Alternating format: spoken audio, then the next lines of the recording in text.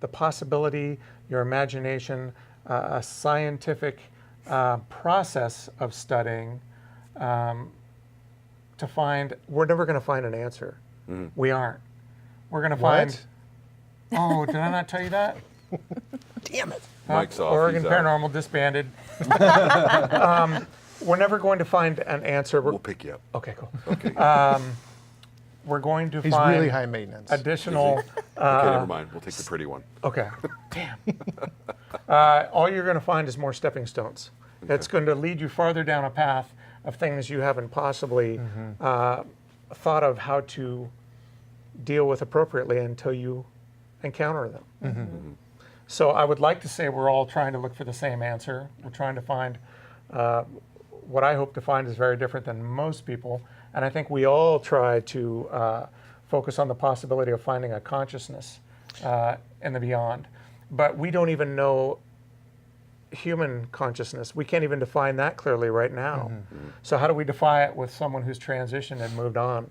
Yeah. You know, one of the things that the TV show doesn't shed any light on anymore, and it's been going on for quite a while. I'd say even as far back as like when ghost hunters, and it started to kind of peter out with sightings, but nobody talks about the parapsychological end of things now. I mean, you PK manifestations, telepathy, and stuff like that. Those all fall into a parapsychological study. So one of the things that we pride ourselves on is we've got a huge array of people that we work with because we don't always have the answers. So what we try to do is we reach out to people we trust, people we've worked with, people that have a better understanding of particular disciplines that we might not have. So we work with people like Michael White and Neil McNeil up in the Washington area. Neil has studied under Lloyd Auerbach in the Bay Area for several years and is teaching his own parapsychological studies up in Seattle now. Is it paranormal? I don't pay attention to Neil. No, I'm teasing. But for instance, if we work something that's a possible PK case or an RSPK case, like a poltergeist or something like that, we would definitely reach out to those people to bring them in. One of the things that Neil often talks about is if you are communicating with something on a different level, on a different plane, that is a form of PK. It's not necessarily a haunting. It's a form of PK where something is communicating to you. If you pick up an EVP or you hear something but nothing's recorded.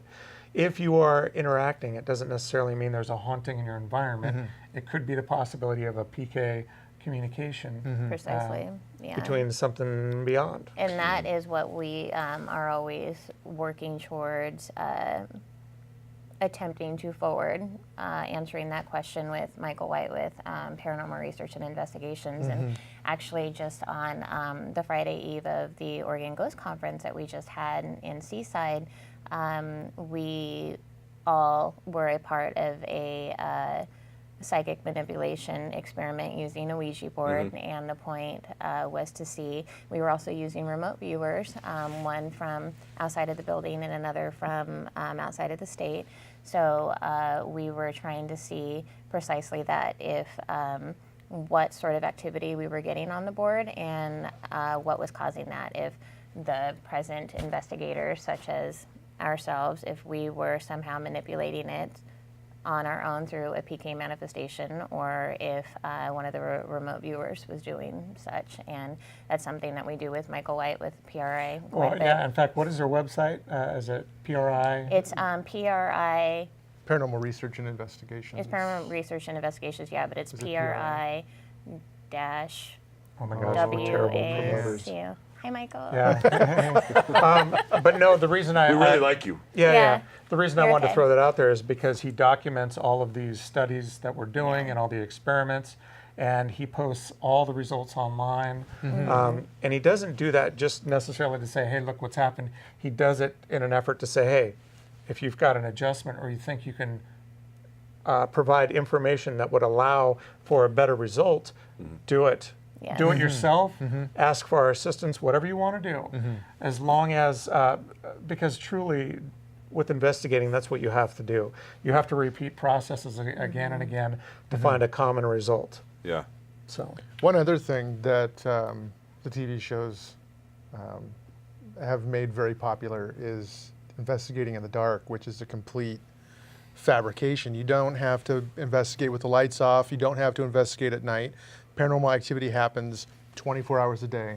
Yeah. And that's one of the reasons why we have those informational logs that the clients fill out, is it, hopefully tells us the best point in the day to possibly do an investigation. although in the dark is scarier, I will confirm. Right. Yeah. With background music. Yeah. Yeah. Well, there's always a thing that since I've been part of Salem Paranormal, one thing I've always told everybody in the crew is there's nothing there at night that's not there during the day. Exactly. They true. just, they tend to be able to hide a little bit easier in the day because there's shadows. The other thing I want to touch on, and I know you guys are probably going to hate me for this. No. Have you noticed that with was media his idea. I already popularity hate of 'em. ghost hunting, Hate him already. it changes with the type of investigations that happen? Like the Hate 'em. last Oh, yeah. 4 years has been it's a demon. Because of Yes. all the demon movies that are coming out, now every ghost show Oh, out I there. feel like it's been longer than 4 Oh, years. Yeah. Yeah, I mean, but lately, And the I mean, island. There's Seems like three that's a big members one. of our team in a row right here, which means demon. So, Well, I think too, it's and even when you get outside of the TV shows and you see a lot of the different teams that are on Facebook and they're posting, I got scratched, or I went to this building and I smelled something really foul. It's like, well, there could be natural reasons for some of that phenomena, but they could be misdiagnosing because of lack of knowledge of what it is they're investigating, because a lot of things that are perceived as demonic are also claims that coincide with poltergeist activity. Right. So, Well, and I wonder how much of that too could be made worse by people who don't have a clue what they're doing. Oh, Right. exactly. Yeah. Get things fired up, because I know that we've had experiences where it feels as if we left and it came with. And people who don't really know what they're doing can Yeah. get into situations where they make it a lot worse. absolutely. And I also want you to consider the fact that when you go to a historical location that has lots of claims and rumors, you're walking in there with the idea of what you hope to experience. So you're bringing in an energy right away that could be manipulating the environment, your instruments, everything. It's so difficult. I don't ever want to criticize any other groups. I don't want to criticize any of the TV shows, because we all have our different means and our methods. Yeah. But we all, consciously or not, are affecting our environments, our tools, and each other as we go into these investigations. Absolutely. And in fact, another topic, speaking with Aaron Collins at the Oregon Ghost Conference, he invited me up to talk with him. Thank you very much, Aaron Collins. Ooh, he has a competing TV show, doesn't he? oh, Oh, this is That's going to be right. bad. We have a competitor. I don't think that Salem. Oh, you're in Salem. Okay. Well, Abnormality. and you guys are okay because Aaron's going to come on the show. Too. okay, good. But see, I felt bad because I was supposed to go on his show one time and I haven't yet. He and I'm said on your something show about some first. things he had to share about you. I don't. It was weird. That's why I hate that guy. No, but anyway, one of the things you have to consider when you watch these shows is that you're dealing with generally the locations are historically famous, right? They have a rich history of tragedy, death, whatever else is going on, which leads up to that. So everybody immediately wants to flock to these places because they're not a private residence. But one of the things you don't see on a TV show is the hours and hours of contract negotiations, insurance policies, safety measures, everything that goes into. We do see the black eyeliner in the shirts that are a size too small. Yeah. We've talked By about the way, that. that does not work for me. No. No. We've Shirts tried. too small. I was just going to ask you that when you were on TV. Did you do a little black eyeliner? No. I mean, shirts too small. this so you is look all huge? natural, but still, it doesn't look. Where's the gym? Right. But no, Well- you have to consider so many of these places. It's not a simple, hey, we hear it's haunted, let's go investigate it. Yeah. Yeah. There is so much that goes into this that they just can't show you on TV. well, Sumter's a this good is- example, because when we did the second annual Sumter event, we investigated the gold dredge. Okay. But there was a lot of red tape we had to go through. We had to reach out to the state of Oregon because it's a state park. Yeah. Not only did we have to do that, we had to take out $1 million policy that said, if we burn the place down, It's covered. Yeah. you're Well, and covered. we were talking about before the show, the same kind of thing. We've been trying to do some local spots here in town that we've, Yeah. it's been a huge struggle. And we had a show that we did in season 1 that we talked about the bad name of people tearing stuff up and Yes. not being serious about it. You know, because we take it serious. We want people to Yeah. learn, and we want to educate people. That they go in there and they're kicking over tombstones and they're knocking. Yeah. You know, That's a Completely big problem in Oregon disrespectful. City, huge. the Pioneer You know, Cemetery. we had a big one that the guys were trying to put together last year to travel, and it was a huge amount of money they wanted us to pay just to go into an abandoned building, and it was like It was $2,000. Montana State Prison. Montana Oh, State yeah. Prison. It was like And $2,000 they wanted, or something. I think it was, they wanted like $1,500 for 4 hours. Well, that's a problem too. And a is- big chunk of it was a deposit, and then a small piece of it you could get back if everything Yeah. was fine. But it's And I just remember like, talking to Casey at GhostCon. He's like, I'm tired of paying. I Yeah. really am. I don't want to pay anymore. well, I don't, it- yeah, honestly, it's I'm tough. trying to think. The only time we ever paid was for the gold dredge, and that was kind of a learning thing. It's like, Yeah. yeah. But even so, that was more of an experience, and it was a classroom environment. Yeah. Right. It was a So historical it was need. more than just a pay to investigate Yeah. sort of thing. I was invited by a group to go down to the Washoe Club, and that Which was would be another. awesome. Historically, it's fascinating, Yeah, but great history. it's difficult. That was my first experience in dealing with a pay-for-play sort of scenario. Yeah. And what was difficult, and what I see now, of course, as I was getting involved more into the paranormal, I wanted to see the history. I wanted to experience the building. Yes, there's an incredible amount of energy going into that, but these people have a responsibility to make sure that the haunting stories continue on Yeah. to keep the money flowing in. So you're dealing with verbal misrepresentation sometimes, and not to say that they're doing it out of greed, okay, because they're not always doing that. They're providing a service in locations that a lot of people can't get to. But consider this, is you've got owners of an establishment who are inviting people in.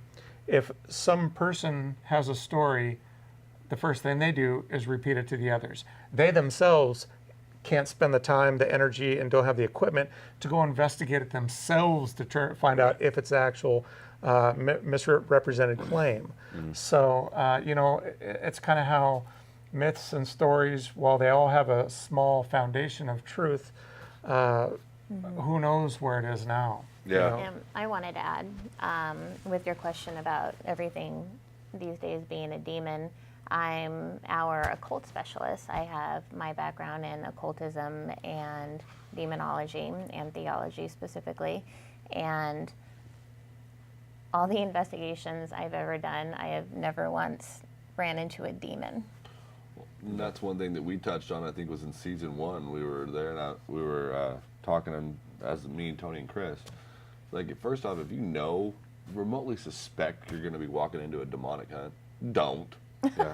Their job is to kill you. That is it. Yeah. They well, have I one would, job. but Well, you go chasing Yeah, weird we're all things. kind of weird that way. I do Yeah. it too. Yeah, me too. I love my job. Well, that's the thing. I want to explain to these, the general public is what we do is different from what you should be doing. Yes.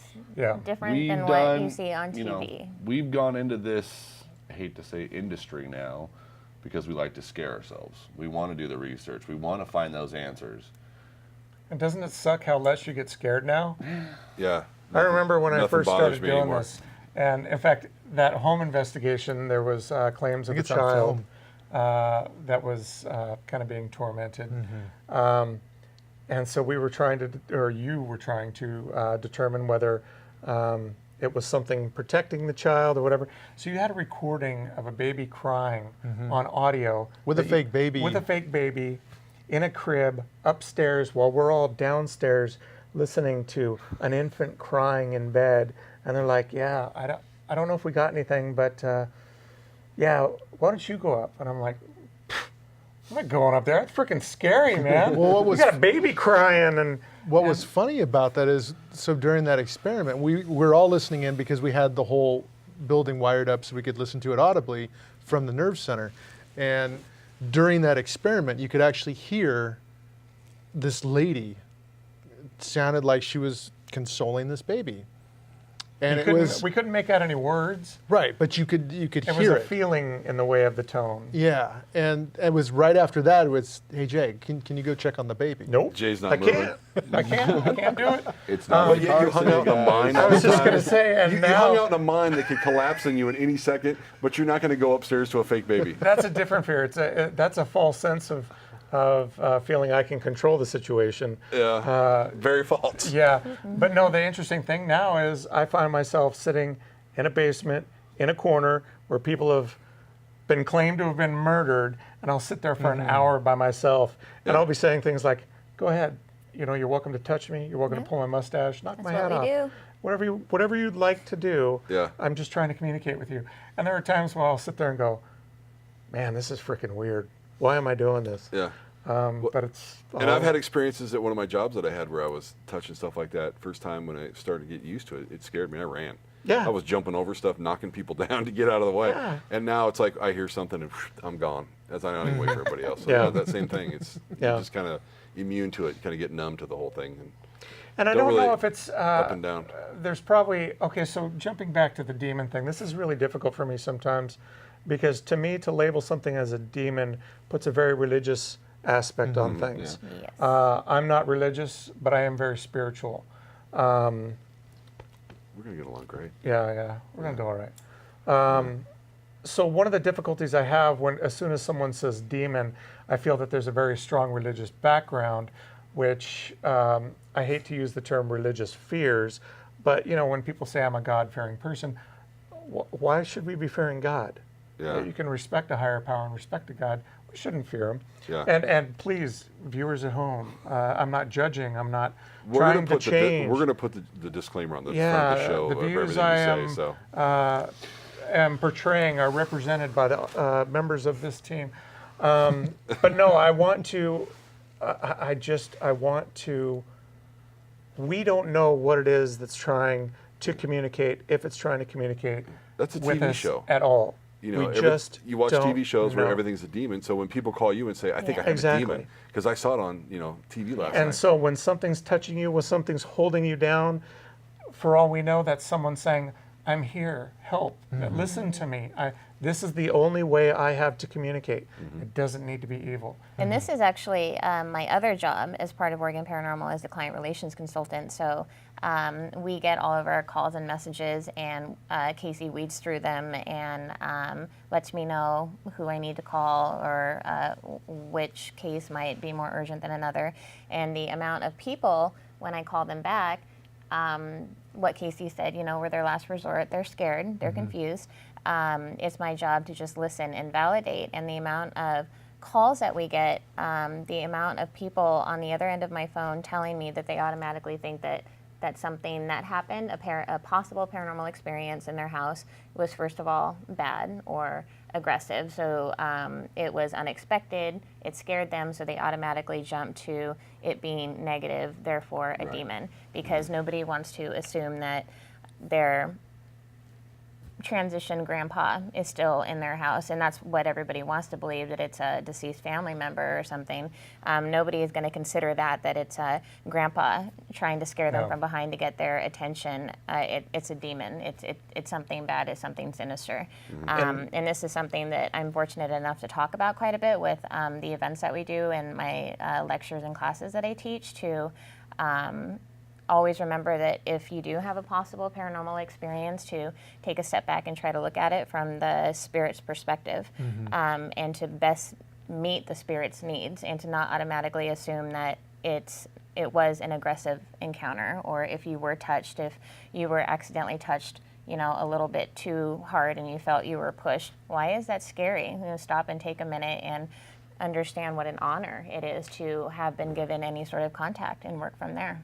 And it's all perception. Yeah. It's all perception. You might experience the same thing and go, that was stupid. And Yeah. at the same time, you're over here going, dude, that was terrifying. Yeah. Now, and I relate that back to after the show, I did an investigation at a friend's house who was having some things going on.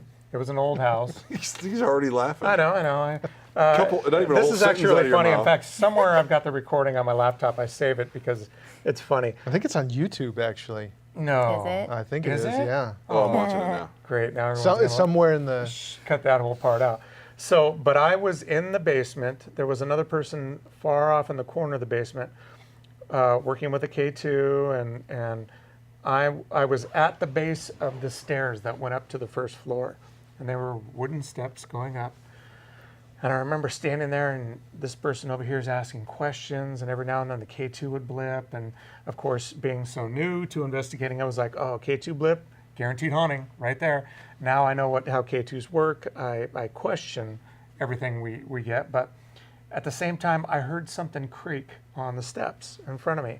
And I stood there. And I had my phone that I was recording audio with, and I had my flashlight, and I just waited, and I was listening. And then all of a sudden I heard this thing charge down the steps towards me. I freaked out. Flashlight goes on. Did you hear that? Well, you go back and you listen to it. It sounds like a very casual walk down the stairs. But at the time, because I was there in the dark with my own mind racing, I swear this thing was charging at me. And I thought it was a You goner. probably scared the hell out of him. Or Oh, him yeah. or He was she or probably like, whatever. hey, how's it going? It Whoa, turned around and just dude. like, it Guy's was out. freaking out on me, yeah. So, Kind of the reason why I brought that up is two reasons. I believe that if it was truly, I mean, well, let me start off by saying the general public has no idea. I don't think any of us even have any idea what it actually takes for a demon to come onto this plane, if they even are out there. It's a Ouija board. Come on, everybody knows God. that. Okay. You need to come to my class, Casey. And then the other thing I wanted is, where were you 2 days ago when I needed you?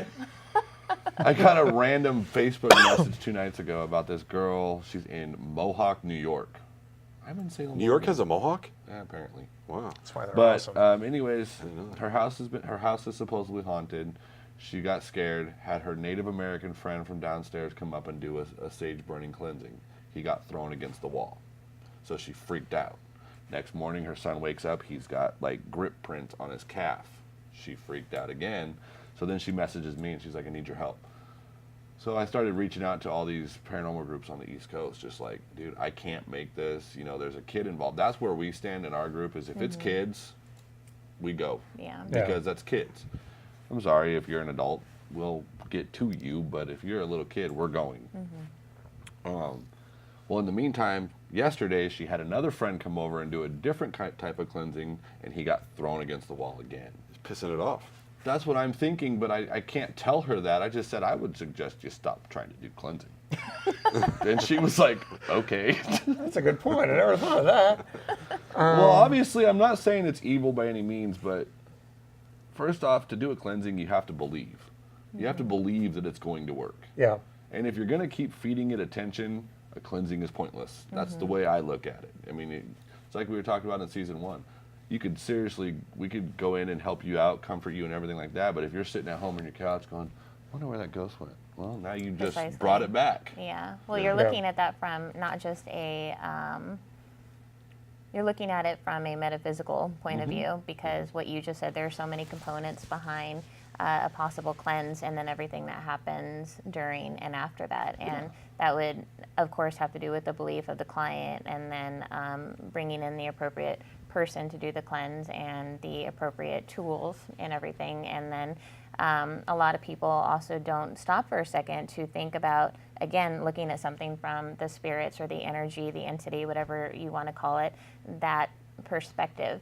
Let's say that a Catholic priest is brought in to do an exorcism, and the woman that lives at the house is a devout Catholic, and she believes, you know, so truly that this cleanse is going to actually resolve of the problems going on in her house. But let's say the spirit that's bothering her isn't a Catholic, it isn't going to care, knows nothing about.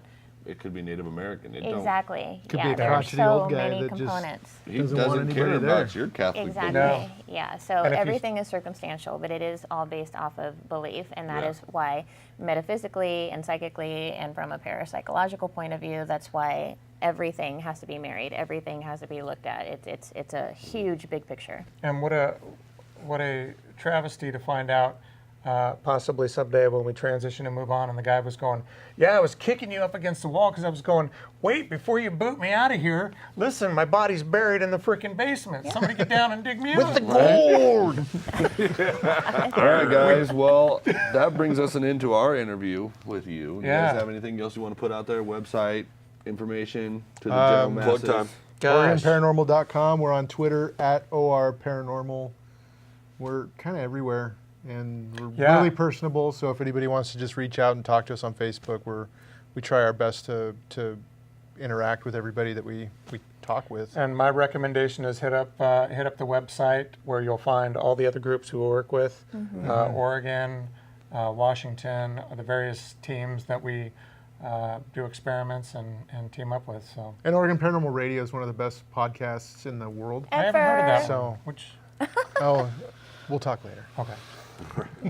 Well, it's been a pleasure for me, guys. It's Yeah, it's been blast. great having Thank you down you. here. Thank you you. for coming. No, thank you guys. Yeah. Appreciate it. All right, so next time, Big Tony for Abnormality. You guys have a good night.